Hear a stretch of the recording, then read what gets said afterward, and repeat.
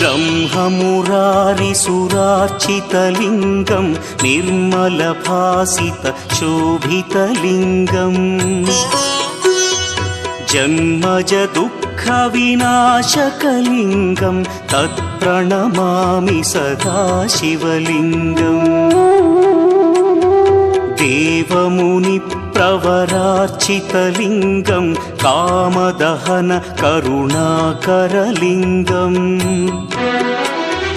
रावणदर्पविनाशकलिङ्गं तत्प्रणमामि सदा शिवलिङ्गम्